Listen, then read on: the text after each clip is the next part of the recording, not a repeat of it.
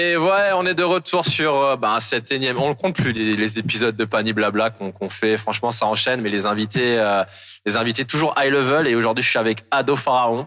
Ça va, Kendo? Ça va, Ado? Ouais, tranquillement. Je suis content de t'avoir. Bah, moi aussi, ça fait plaisir. T'es un des rares mecs qui me regarde encore dans les yeux, donc ça C'est fait vrai. plaisir. Ah ouais, c'est vrai que tu m'as encore pas hypnotisé, mais tu m'as converti à l'hypnose. Pardon? T'es sérieux là? Je crois bien. Hein. T'as jamais vécu de spectacle où bizarrement tu es? Ok, on en reparlera. On en reparlera. Ouais, peut-être que je me souviens pas. Faudrait que je me filme en spectacle. Ouais, je pense. En tout cas, ouais, Ado Pharaon, l'hypnotiseur, star des réseaux sociaux et surtout un des gars qui me fait le plus rire en dehors de la scène. Ah, Il y a c'est gentil. toute la scène, mais c'est un gars, je kiffe de chiller avec toi, avec lui. C'est gentil. Et voilà. Non, mais sincèrement, Qu'est-ce que tu veux que toujours je te des dise? bars. On en a fait des trucs ensemble. On a fait plein de trucs, hein, mais des trucs Lego. Lego, voilà, bon. Ouais, Voilà, Guadeloupe, Québec. Ouais, franchement. C'est vrai, hein? Ouais, C'est vrai, c'est ce vrai. matin, j'en parlais encore avec France, France, quand t'es venu carrément, aussi. Carrément, ouais. On Ouais. était dans ta ville, on a vu ton maire. Qu'on commence. Viens, on parle des trucs, je sais pas, il faut voir de quoi. Mais en tout cas, il faut Ouais. le taf là-bas, en tout cas. Ouais, donc en fait, t'es un artiste d'origine ivoirienne. Ouais. Qui est passé par la danse et qui arrive à l'hypnose. Déjà, franchement, sacré parcours, quoi. Parce que il y en a pas beaucoup des Renois dans l'hypnose. C'est des marabouts, quoi. Ah, tu fais le malin, toi. Ah, Ou des pasteurs.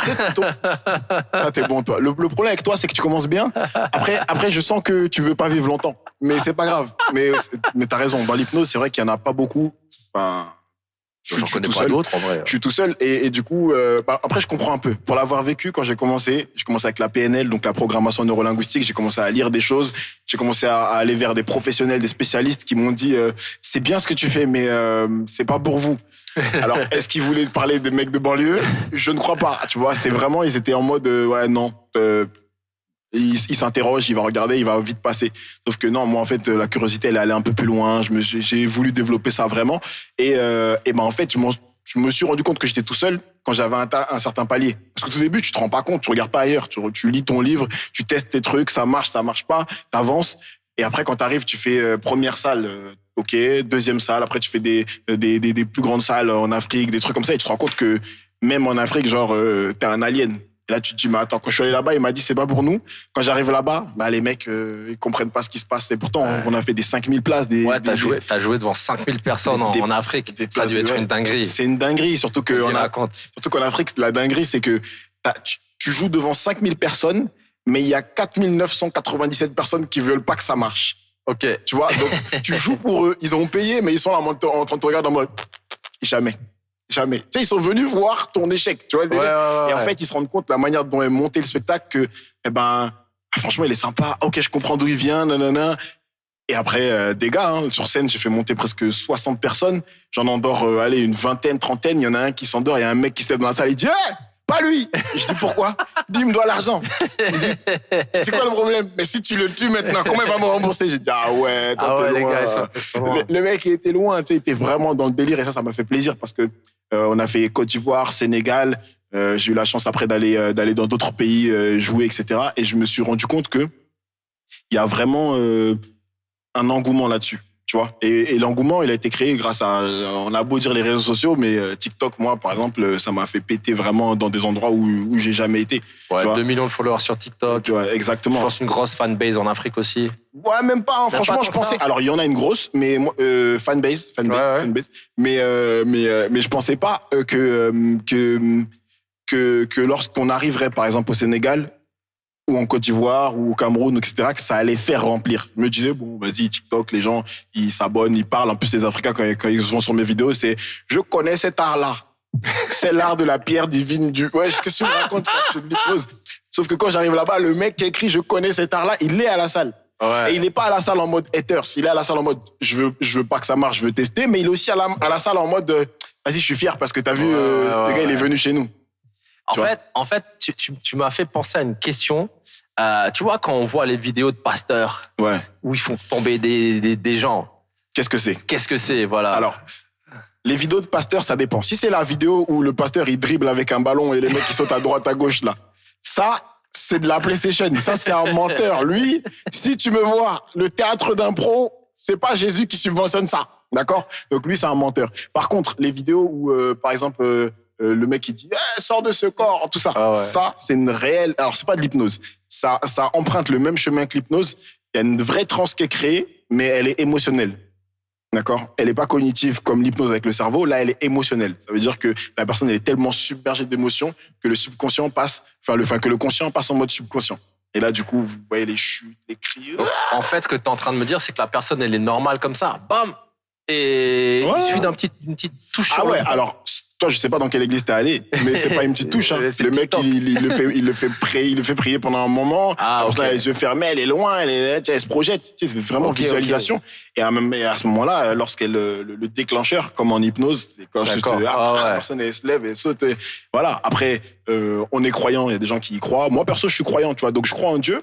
Maintenant, je crois en moi aussi. Je sais ce que je fais en termes d'hypnose. Donc, la frontière, elle est quand même, quand on connaît, elle est quand même large, tu vois. Genre le pasteur qui arrive premier rang et fait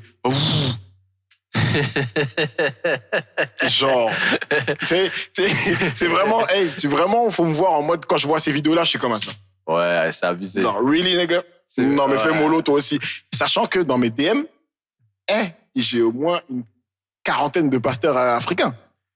Petit frère, c'est que tu as fait là dans la vidéo. Faut me montrer ça, on va ouvrir une église ensemble. Ah bon? Genre, ce que je fais là, il y en a un, il m'a dit carrément, j'ai vu dans un rêve que tu étais le 17e apôtre de Jésus. Et les quatre autres, entre le 12e et le 17e, les autres, c'est quoi? C'est toi? Allez, mon gars, arrête ça, Ouais, fais doucement. Fais doucement. C'est très drôle. Et en fait, ça m'amène à poser la question, en fait.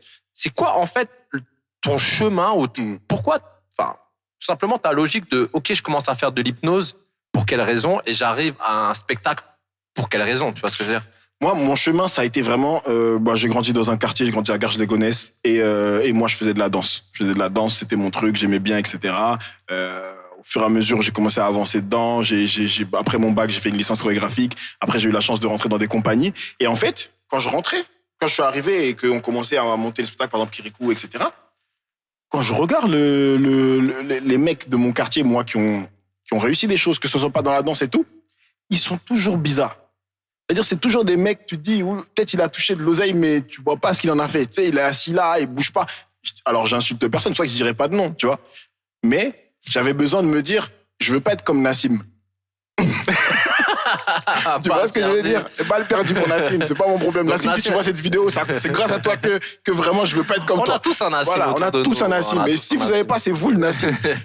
Je me suis dit, je voulais pas être comme ces gens-là parce que ils ont réussi. Il y a plein de choses qui les font avancer, mais malheureusement, ils n'ont pas soit l'éducation financière, soit l'éducation en termes de PNL, soit spirituelle, soit psychologique, pour permettre de quitter leurs conditions.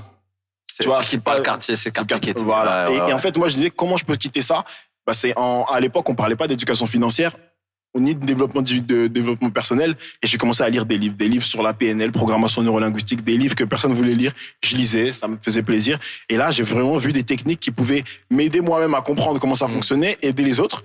Et le problème, c'est que quand j'allais expliquer aux gens, j'avais l'impression d'être les évangélistes de Châtelet-Les-Halles. Ah, je vois. En direct, quand je venais leur dire, tu sais que là, par exemple, si tu te poses et qu'avant de parler, tu prends 3 respirations, tu souffles, et que tu mets par exemple tes mains à plat, et ben tu verras que ta parole elle sera plus claire et plus nette. On dirait que je leur disais Jésus quand il a séparé les pains en deux, il y avait du chocolat dedans. Non, tu vois, on dirait que je leur parlais vraiment d'une autre chose. Et donc je me suis dit comment je peux faire en sorte pour que les gens qui sont comme moi comprennent ce que j'essaie de dire. Et là j'ai découvert l'hypnose. Donc l'hypnose me permettait de passer derrière les croyances limitantes. Tu vois, parce que t'as pas besoin de croire en moi pour que les effets d'hypnose y fonctionnent. Et du coup, c'est comme ça que je suis rentré dans l'hypnose, que j'ai développé, que j'ai appris, et qu'après j'ai pu avoir l'occasion de soigner ma mère, et ça a été le déclic. Ouais. Mais en vrai, quand tu sors du quartier, déjà, quand t'es au quartier et que tu pratiques de l'hypnose, tes copains, ils doivent te voir bizarrement, non? Déjà, si toi, t'as des copains au quartier, c'est que t'étais pas au quartier. Parce que c'est pas des copains. C'est des frérots. Aïe, tu connais? Ouais. Non, voilà. Au quartier, en fait, si tu veux, moi, je venais de Paris. Je suis arrivé à Garges à 13 ans. Et quand je suis arrivé là-bas, j'étais un mec du quartier, mais pas un mec de la cité. C'est-à-dire, j'étais un mec du quartier. Je suis arrivé à l'école en cartable.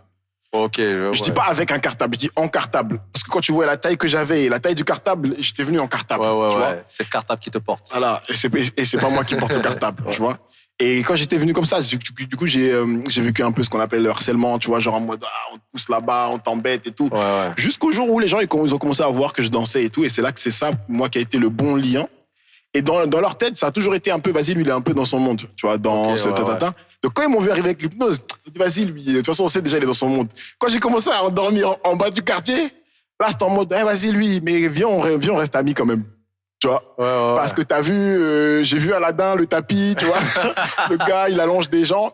Et surtout quand la vidéo sur le mec que j'endors à la gare de Sarcelles, elle a fait plus de 100 millions de vues et tout, etc. Ah là, ça a changé. Parce que pour les gens, c'était plus la gare Sarcelles qu'on connaît, c'est la gare où il y a eu la vidéo du mec. Donc là, c'était en mode, ouais, mais c'est mon petit, lui. Lui, c'est mon petit. Jusqu'à un jour, j'ai vu une embrouille entre deux mecs. Le gars, il dit, tu fais le malin? Je vais appeler le petit qui endort, là. Je dis, attends, il parle de qui, lui? Vous deux, vous êtes dans votre embrouille. C'est une arme. Non, mais une arme blanche, au noir, tu vois. Le gars, il dit, attends, je dis, oh. Et après, il dit, mais pourquoi tu dis, tu vas m'appeler? Il me dit, t'inquiète. Ça a bien marché. Je dis, mais mettez pas dans la sauce, dans vos deux. Voilà. Oui, grave. Donc, ça a vraiment été, les gens n'étaient pas étonnés parce qu'avant ça, j'ai fait toujours des choix un peu différents, tu vois. Quand tu faisais du hip-hop à l'ancienne dans les quartiers, on dirait, pour les certains, alors, c'était de la danse, mais pour certains, c'est un truc de filles, alors que ceux qui ont dansé et pour ceux qui connaissent le milieu hip-hop, elles cherchent aussi à se faire une place et c'est important qu'on œuvre aussi pour que ça se fasse. Donc non, c'était... Les gens, ils n'ont pas été choqués. Au début, ils se sont dit ça va pas marcher. Maintenant, ça demande des places. Et ça marche pas. Et en fait, comment ça a été leur réaction? Le premier gars que t'as endormi à la Cité, ça s'est passé comment? Alors, le premier que j'ai endormi, en fait, c'était même pas dans mon quartier à moi. Enfin, le premier, j'en ai endormi, mais le premier vraiment où ça a été marquant, c'était même pas dans mon quartier à moi. C'était à Saint-Denis. J'arrive et tout, posé, mec du quartier, ils sont au moins 6 ou 7 comme ça. Tac, devant, après derrière des chiens et tout. Et ça me dit, toi, t'endors les gens et tout, genre? J'ai dit, ouais, vas-y, fais. Après, il m'a dit, par contre, avant de commencer, t'as vu, je te dis direct. Si moi, je dors pas, toi, tu vas dormir. La menace. Dans ma tête, j'ai dit, il fait de l'hypnose. Et j'ai vite compris que non. j'ai vite compris que non. Et en fait, heureusement que je faisais de la PNL. Parce qu'en fait, quand tu fais de la PNL, tu sais voir dans un groupe qui commande. Ok. Et quand t'as celui qui commande à terre, tout le groupe suit. Pour ceux qui connaissent un peu l'art de la guerre, tapez le capitaine et toute la bande vous suivra. Donc, il m'envoie un mec, je le regarde, et franchement, pas toutes les lumières, vraiment. Tu sais, c'est moi qui vais faire, frère. Hypnose, toi, tu l'as connu depuis la naissance. Donc, je dis, si je peux, du coup, je me retourne, je dis, ouais, je vais hypnotiser lui. Pas tout le monde en mode, oh, il va hypnotiser Abdou, oh le fou. Abdou, il est en mode, tu sais, il est en mode, bonhomme, mais pourquoi il m'a choisi moi, tu vois? Abdou, il tient un chien, même le chien, regardez Abdou, Abdou, il vient. Je dis, écoute, t'as vu, vas-y, je vais faire l'hypnose, t'as vu, mais moi, nanana, je dis, écoute. Mais sauf que ce qui se passe, c'est que j'ai déjà les points où je sais que Abdou, bientôt, ça va être un tapis oriental. Tu vois ce que je veux dire? Donc, je commence, je dis, t'es prêt? Ouais, dors, fou, mais Abdou, il tombe. J'entends Starfall là. J'entends, ouais. Le chien, il a fait... Je vois le chien d'Abdou, il part. Tu sais, comme il ne peut pas tenir la laisse, le chien, il me regarde et il taille tout doucement. Tu sais, mais il taille, il s'arrête, il me regarde encore et il retaille. Tu vois? Il s'arrête encore un peu plus, il me regarde encore. Je dis, ah, le chien. Tu sais, genre, il taille, c'est un pit, hein. C'est des bruits de... Ça, c'est pas des... Il m'a pas fait de bruit de pit, là. Il m'a fait des bruits de chihuahua, tu vois. Maintenant, c'est pas viril. Maintenant, Abdou, il est couché. Maintenant, il faut voir les autres qui sont autour de lui en mode, waouh. Et il a défoncé Abdou. Parce que tu sais, dans les quartiers, le rapport à l'hypnose, c'est que l'opposition. Et il a défoncé Abdou. Et en fait, Abdou, c'est un bolos. Tu vois le délire? Tu manques de quelqu'un qui est allongé par terre. Lui, il rigole en décalage. Abdou, c'était il y a quoi? Il y a 12 ans. Tes histoires me font... Le pauvre Abdou. Si tu nous regardes, Abdou, on est ensemble. Abdou qui est maintenant informaticien. Il a retrouvé le sens de sa vie. Tu l'as remis dans le droit chemin. Non, Abdou, quand il s'est levé, il a vécu l'histoire de David et Goliath. Il s'est dit, une simple pierre peut faire ça. Et il s'est levé, Abdou. Écoute-moi bien.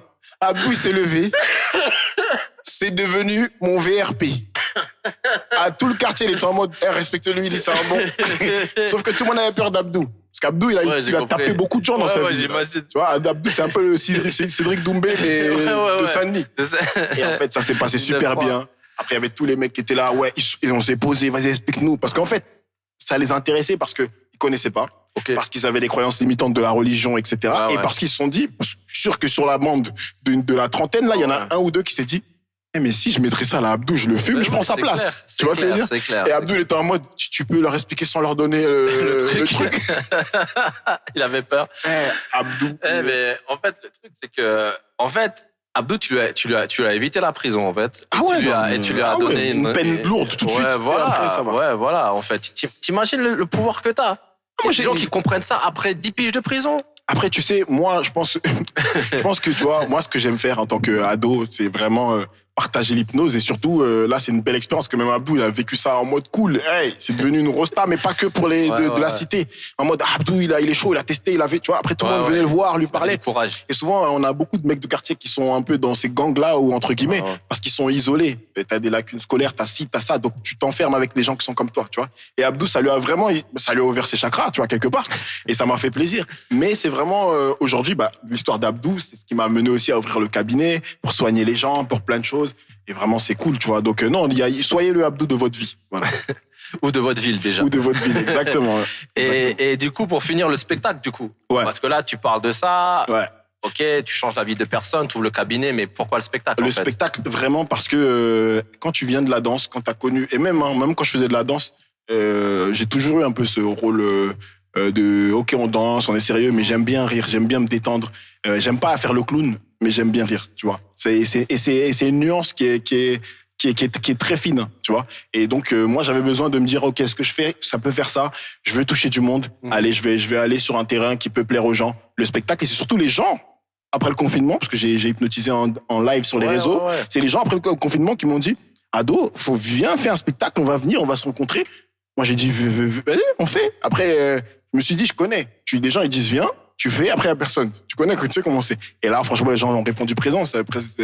J'ai le premier spectacle, 4 ans, où on a enchaîné. D'ailleurs, on s'est rencontrés, on a fait une tournée ensemble, que ce soit au Canada, que ce soit ici en Martinique, on a joué dans des salles de fous, Grand Carbet, on a fait la Guadeloupe, on a fait plein de choses. Et ça, c'est vraiment grâce aux gens. Tu vois, c'est une rencontre. Ok, je fais de l'hypnose. Ok, j'ai une capacité pour endormir les gens, pour leur faire vivre des belles expériences, toujours dans la bienveillance. Ouais, t'as une approche très pédagogique, faut le dire aussi. C'est ça aussi la différence.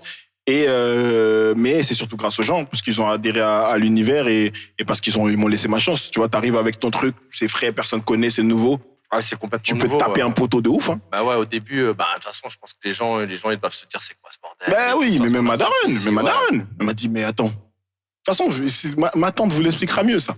Tu vois? Ouais. Ma tante vous l'expliquera. Elle doit venir dans ton podcast aussi. Je vais l'inviter avec grand plaisir. Elle t'expliquera. Bah écoutez, dans quelques minutes avec la Tati. Ouais, vas-y, y'a pas de problème. Ok, ça roule, ça marche. Bienvenue. Dengue mon amour. Tu es de quel pays? Côte d'Ivoire. Côte d'Ivoire, j'adore. Abidjan. Abidjan 12. Mon petit, ça va? Oui, ça va. Merci de m'inviter à ton pote de Castor. Bon, on n'avait pas vraiment le choix. Ado nous a fait. On n'a pas le choix parce que c'est grâce à moi ce qu'il fait aujourd'hui. C'est vrai. Ah oui, c'est vrai. Vous bien êtes sûr. pourquoi? Non, je vous vois parce que bon. Tu peux me tutoyer. Je suis ta tante, hein, tu sais. Bon, ça va. Non, tu peux me tutoyer, tu sais. Quand il était plus jeune, il aimait faire l'hypnose. Et puis, un jour comme ça, ça m'a frappé. J'ai vu, sa maman avait mal au dos. Il a touché son dos. Il a dit, mon décompte de toi, tu n'as plus mal. Stupéfiant. Elle m'a invité. J'ai dit, elle m'a invité à la Zumba avec elle. C'est parce que j'avais pas de leggings que je suis pas allé. Mais sinon, non, vraiment, quand il a fait ça, j'ai dit, parce que tu sais, sa maman n'est pas business. Moi, j'aime le business. Il aime l'argent. Oui. J'aime l'argent. C'est vous qui tenez le business familial. Voilà. Donc, depuis, je lui ai fait ouvrir le cabinet. Et puis, d'ailleurs, c'est moi qui suis à l'accueil. Ah! Oui, tantine Bibi la joie. La manageuse. La boss. Manager, ça vaut rien. Ça vaut rien. OK. Voilà. Manageuse en chef. Boss, tu ne comprends pas quand on te parle. Faut comprendre vite. Hein. La boss. La boss, voilà. Moi, mon travail, c'est vraiment accompagner les gens. Quand ils arrivent, je lui demande tout de suite, qu'est-ce que tu veux soigner? Par exemple, quand je te regarde comme ça, je vois en toi que tu as faim. Tu es quelqu'un qui a très faim. Ah oui, ça c'est... Tu es quelqu'un, toi, tu aimes manger du rab. Oui. Quand il y a plus, c'est toi qui dis aussi, est-ce qu'il y a encore la viande là-bas quelque part? Ça, c'est toi. Ah, mais vous voyez, mais en fait, vous êtes très, très, très fort. Mais bien sûr, tu penses que chacun a son pouvoir chez moi. Hein? Ah oui. Voilà. Donc, c'est un petit bibi la joie.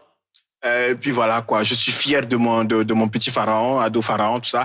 Vraiment, ça m'a fait plaisir, tu sais. Quand il a commencé, on l'a vu comme un sorcier chez nous, hein. On l'a dit en marabout. J'ai dit, mais qu'est-ce que tu fous là, le petit marabout comme ça? J'ai dit ça. Et puis Dieu est grand, le petit a avancé, il a ouvert le cabinet, il a les footballeurs, il a les sportifs. Il a l'argent. En tout cas, ça nous a changé la vie. Hein. Il t'a dit la vérité. Moi-même, il t'a fait une confidence. Il ne croyait pas à ça avant. Mais c'est que ça gênait. J'y crois. Ah, le pouvoir de l'argent. Ah, le pouvoir. En tout cas, le pouvoir de l'hypnose, pardon. Alléluia. Ouais. Même toi, tu as un bon esprit. Tu as un esprit. Ça. Et puis moi, tu sais, j'ai aussi eu toujours une compétence en termes de vision. Oh. Et j'ai une vision pour l'Afrique et les Antilles. Tu sais, je pense que l'Afrique et les Antilles, on est comme ça. On est comme ça. On est proches. Comme deux fesses. Très proches. Et c'est quand on nous sépare que ça sent mauvais. Ah! Je te laisse y songer. Je vais... Songe-y.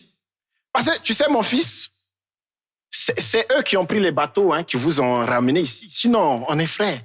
Et ça me fait plaisir d'être là aujourd'hui. Vraiment, ça me fait plaisir. Vraiment, c'est la première fois que je viens aux Antilles. Hein. C'est chic, hein? Ouais! Yeah. J'ai vu Ado, vous avez mis une petite place dans son spectacle, dans son nouveau spectacle. Mais attends, tu penses quoi? J'ai fait l'accueil au cabinet. Il voulait faire un spectacle. J'ai dit, petit frère, j'ai fait l'accueil de ton spectacle aussi. Donc, j'ai fait sa première partie. Oh là là, eh ben écoutez... On va me toucher doucement, je suis une tante quand même. Ah oui, excusez-moi. Il faut faire doucement quand même. Je ne contrôle pas ma force. Voilà, en tout cas, en exclusivité, on a l'information. Oui, et puis je vais jouer au Freux Comedy Club. Au Freux, oui, bah oui, c'est sûr. C'est le feu, hein, je vais jouer là-bas. Non, je suis très content, vraiment, ça me... Pour une première fois. Ça me ça me fait ça. Ouais, je te jure. Hein. Donc toi, c'est Kandou. Ouais, c'est Kendo. Kendo. Kendo. Ouais. Ah, d'accord. Tu as un nom en anglais. Ouais. Tu peux faire. Kendo. Tu peux faire. Tu peux faire. C'est toujours ce que tu peux faire. Mais c'est d'origine congolaise à la base. Ah bon? Ah oui. Tu es un petit frère de Mobutu. C'est ça. Donc tu es un cousin. Moi, je suis Congo-Brazzaville. Ah, l'autre côté là-bas. Ouais, les surveilleurs du fleuve. C'est ça. Ouais, non, c'est bien. Esprit de Dieu, il y en a. Voilà. En tout cas, c'est bien. En tout cas, ça me fait plaisir de voir que l'Afrique, les Antilles, on avance. Et puis, tu sais, l'hypnose, il y a quelques années, on n'avait pas d'Africains ou d'Antillais qui faisaient ça. Hein. Aujourd'hui, quand je vois mon petit-neveu qui fait ça, je me dis, ben, chacun peut faire ça aussi. Et ça me fait plaisir parce que vraiment, je vois qu'il y a une bonne réponse. Quand il vient aux Antilles, les gens sont contents de le voir. Et puis aujourd'hui, ils vont me découvrir aussi. Et puis, ils vont voir que Tantine Bibi, la joie, elle est là aussi, quoi. Hein? Et sinon, au niveau business, est-ce que vous pensez peut-être, je sais pas, ouvrir une école? Une école de quoi? Une école d'hypnose à Abidjan, par exemple.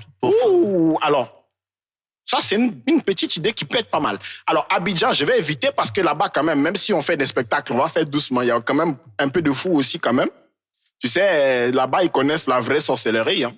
Donc, moi, je sais que l'hypnose, c'est quelque chose de bienveillant, mais tout le monde n'est pas encore au courant. Donc, je vais penser à l'école là, mais pas là-bas. J'aime la vie. J'aime la vie. Mais franchement, c'est un bon business. J'ai pensé déjà au cabinet, ça nous fait avancer. On essaie de développer un peu plus. Et puis, peut-être, voilà, là, on est sur les arrêts des cigarettes. Les gens ne puent plus la cigarette. Hein. Quand ils sortent du cabinet, c'est fini. Hein. La fumée de Bob Marley, les autres fumées, hein. C'est fini ça. Et sinon, on a vu que vous avez une nouvelle Mercedes. Et Tita, tu veux me mettre dans quel problème? Mercedes SLK. Qui ça? Bah, alors, c'est la fin du podcast. Tu entends de parler de... Bon, tu sais, c'est Dieu qui donne. Dieu bénit ses enfants. Alléluia. Alléluia. Non, c'est Amen qu'il faut dire. Alléluia, Dieu bénit ses enfants. Et quand j'ai une Mercedes, bon, c'est comme si vraiment, il me permettait d'aller plus vite vers la gloire de Jésus-Christ. Voilà. Et c'est vraiment, faut être l'ennemi de Jésus pour venir dire, pendant un podcast, on a vu acheter ta nouvelle Mercedes. Qu'est-ce que tu essaies de dire au monde aujourd'hui? Tout simplement, ce que je voulais dire, c'est que effectivement, vous êtes glorifié. Alléluia. Voilà, amen. Voilà, vous revenez dans le droit chemin. Amen. J'aime bien. J'aime bien. Et qu'en fait, il n'y a pas de fumée sans feu. Il n'y a pas de fumée. Voilà, c'est ça. Il n'y a pas d'aloco sans huile. Alléluia. C'est ça. Et moi, la question que je me pose, c'est est-ce que derrière, vous n'aviez même pas pensé à lancer tout simplement peut-être pas une école, mais tout simplement une église, parce qu'on appelle ça aussi ça comme ça au pays. Tu sais, stupéfait, tu as dit quelque chose de bien. Hein? Vraiment, stupéfait, tu es fort.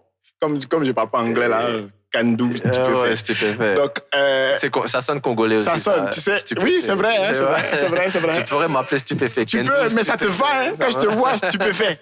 C'est toi, c'est lui. Hey, stupéfait. Donc, non, stupéfait, tu sais ce que tu dis, c'est vrai, hein, parce que Ado fait les spectacles, mais moi, je pense et je suis sûr que s'il met ça dans l'œuvre du Seigneur, beaucoup de comptes en banque beaucoup de gens seront touchés. Tu sais, oui. Et tu sais, j'y pense. J'essaie de le convaincre. Hein. Lui, il me dit non, tanti, moi, je préfère faire l'hypnose pour faire le spectacle, soigner les gens. Moi, je lui dis non, regarde mon petit.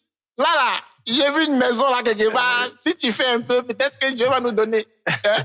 Donc, moi, je travaille pour qu'il fasse vraiment une église parce qu'il y a un budget dedans. Il y a un budget spirituel dessus. Il y a un voilà. business plan. Oh, calme-toi, petit.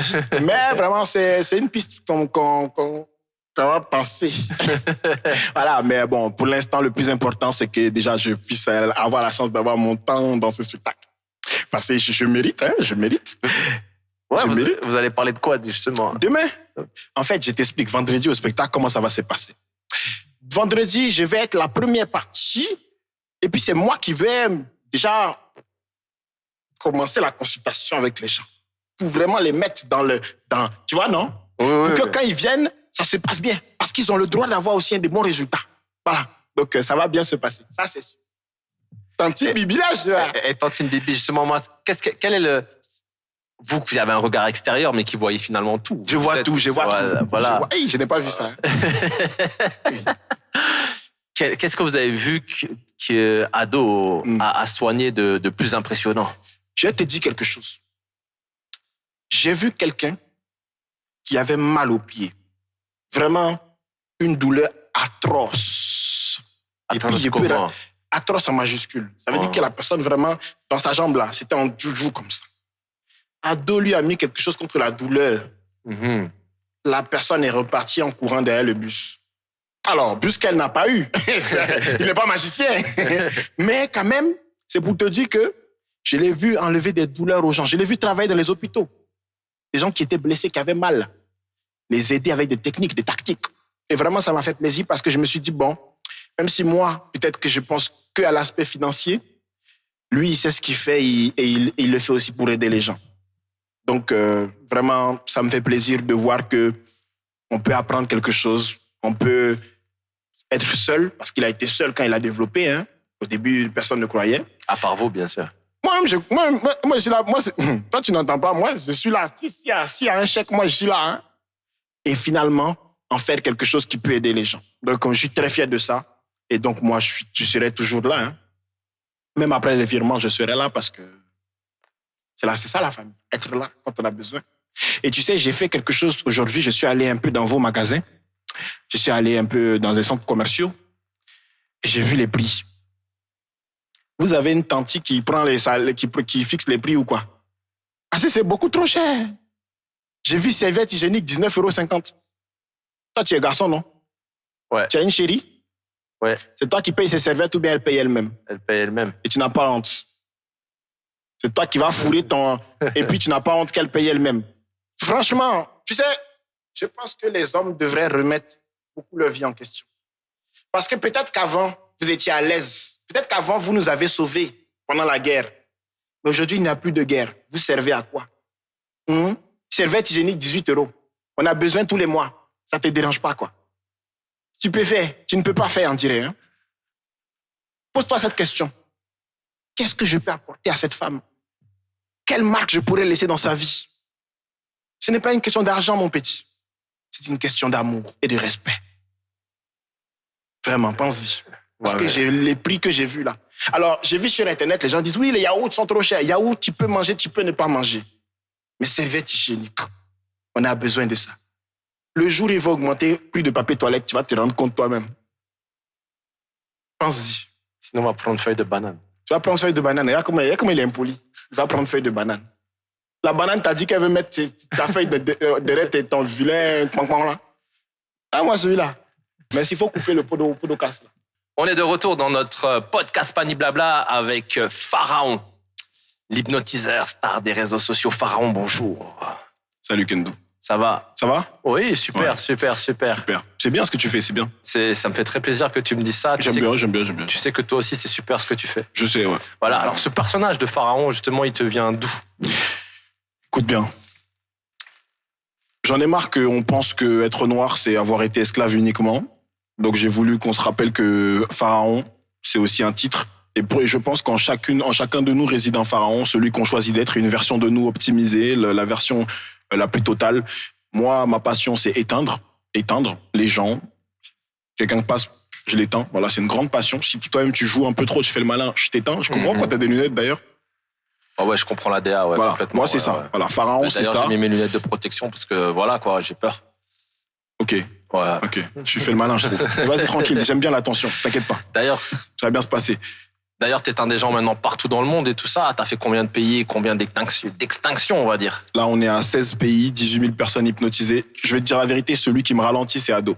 Ouais. Parce que lui, il est dans ces histoires de bienveillance, ces histoires de soigner les gens, des trucs. Non, moi, éteindre. C'est quoi la pire extinction, le pire tour que t'as fait? La plus grande extinction que j'ai faite. Ouais, la plus grande ou le truc le plus dingue que t'aies fait. Alors moi, je vais te le dire parce qu'Ado, il te l'aurait pas dit. Ouais, vas-y. C'est mettre 4 personnes, les faire s'embrouiller entre eux, et au moment où ils vont se taper, je les endors. Et après, tu sais ce que je fais? Non. Je les mets en boucle 20 fois de suite. Ils se relèvent, ils se rembrouillent, ils se rendorment. Ils se relèvent, ils se rembrouillent, mais ils se rendorment. J'ai l'impression de voir un mauvais film. J'aime bien. Ah ouais, j'aime c'est bien. un truc de dingue. Ouais, j'ai fait ça. Et c'est une passion parce qu'en fait, ces 4 personnes-là, tu vois, c'est souvent des gens qui ont des grandes bouches. Tu vois, genre, ouais, non, l'hypnose, j'y crois pas. Ça écrit sur les réseaux, les commentaires, ouais, t'es un menteur. Viens avec ta daronne. Avec la daronne. Parce que quand on met la daronne, c'est qu'il y a toujours plus de piment. Ah ouais, je comprends, Ouais. je comprends. Ouais. Moi, je me souviens de l'extinction que t'as fait du mec pendant le Covid, en live. Oui, ouais, ça c'était un très gros dégât. Oui, ça. Ouais, le mec qui était en ligne.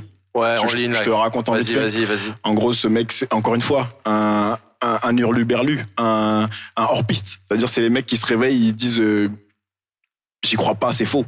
Donc ça, c'était dans mes premières. Donc je disais choisissez qui vous voulez sur les réseaux, ramenez-le moi, je l'endors. Comme le public est très mauvais souvent, qu'est-ce qu'ils font? Ils me ramènent un mec qui fait 2 mètres tatoué sur le visage. Le mec qui, vraiment, pour le coup, Ado, il a panique, c'est un Pharaon qui a pris le relais, tu vois. Le mec, je lui dis, va dans un endroit où tu es à l'aise. Il va dans ses toilettes, ne posez pas de questions. Le choix de chacun, tu vois. Le mec se met. T'as vu, Pharaon, c'est aussi une confiance. Quand je te dis, on a toute cette version en nous, c'est que, quel que soit ce qu'on fait, quel que soit ce qu'on maîtrise, quel que soit ce qu'on maîtrise pas, il faut être capable de travailler pour avoir le niveau de confiance pour réussir à faire ce qu'on veut faire. J'étais sûr de moi. Je lui dis, écoute-moi bien, je fais ma préparation, je lui dis, dors. Foum. Le mec s'endort. Et là, les commentaires. Waouh, Ado, t'es trop fort. Ça m'énerve quand je vois Ado, t'es trop fort parce que c'est Pharaon, c'est moi qui ai fait ça. Tu vois? Ouais, Ado, t'es trop fort, Ado, Et je le voyais faire le malin, tout ça. Oui, il se prenait pour un dieu, tu vois. Donc là, le mec, sur ses shots, il dort. Ouais, mais qu'est-ce qui se passe? Ouais. Les commentaires. Batterie faible. Ouais. Le téléphone du mec s'éteint. Oh. Fallait voir Ado en train de paniquer comme ça. Il était comme ça. Il était en train de paniquer. Elle est où la bienveillance là? Ah, c'est cuit, hein. Et là, les commentaires changent. Ado, tu vas aller en tôle. Et là, il me regarde, tu sais, en mode limite, il me demande de prendre le relais, tu vois. Et j'ai même un gars qui a dit, Ado, quand tu iras en prison, est-ce que tu pourrais hypnotiser les matons pour t'évader? Le monde est méchant. Ouais. Donc, qu'est-ce qui s'est passé? Sa sœur s'est reconnectée dans le live et on le voyait en train de dormir comme ça. Elle met le téléphone à côté de lui, on le réveille et c'est pas ce fou, il dit, t'as vu, je t'avais dit que ça marche pas l'hypnose. Un truc de dingue. Un truc de dingue. Mais en fait, Ado et Pharaon, c'est un peu Mr. Hyde, Mr. Jekyll et Mr. Hyde, du coup. En fait, tu sais, c'est même pas un peu. L'idée, c'est que Ado, il fait de l'hypnose pour soigner les gens, pour les aider et pour qu'ils aillent mieux. Je vois, hein.